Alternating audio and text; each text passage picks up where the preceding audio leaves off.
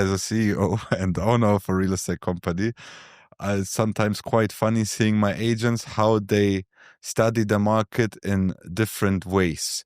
So now with a financial education in the background and being an investment advisor, how was your journey in understanding the market and calculating which area or which property is the best fitting for your clients? Well, if there is one skill you need to advise people on investing in real estate, that would be a general skill of analysis, like how you usually do that. There is a frame, and you can apply that for real estate, for banking, or whatever. Main ratio is risk to premium, right? So there is also there is always amount of risk you take and the premium you get for that. And on the part that risk spot, you put in real estate one things, in banking other things, let's say, and on the premiums, what you expect as the outcome. So let's say a book example for that is people are asking, should I invest in Dubai or should I invest in, let's say, Ras Al Khaimah? That's a book definition, like the amount of risks you take because you are investing in an emirate that still doesn't have a real estate market. Yes. It's number of transactions, a good number of transactions, but in total, Dubai has more than 180,000 transactions per year. That's the size of your market. And Ras Al Khaimah just approaching 2,500 transactions per year. And 90% of it, if not 100, are happening in off-plan. So no one still exited profitably. I mean, there are some separate cases, but it's not a decent market you can rely on. And the premiums, the difference in premiums is almost none.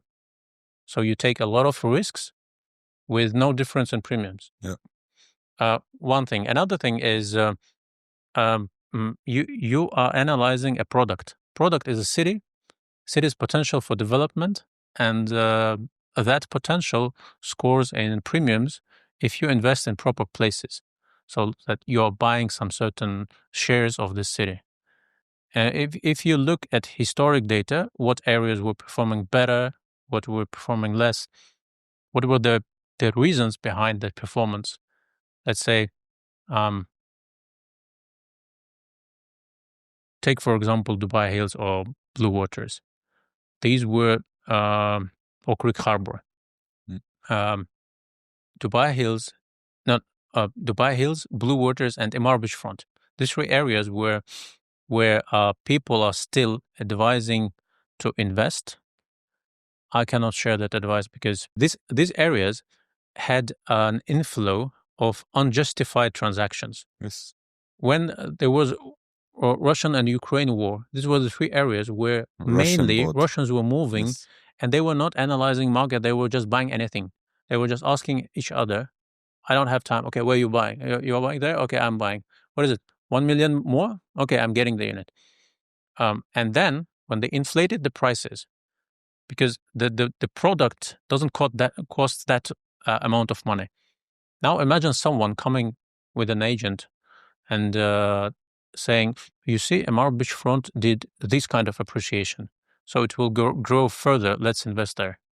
Or we compare, let's say, Dubai Hills to some other residential areas, or Blue Waters, we compare to Maritime City. Yeah. That's one of the mistakes I hear a lot in the market. Yeah.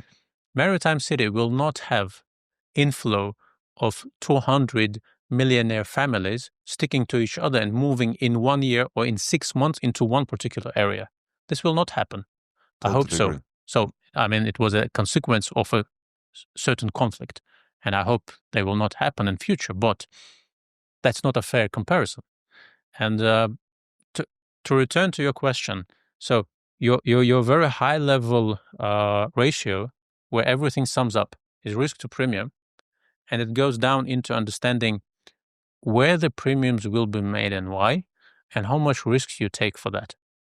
So for me, that's the frame.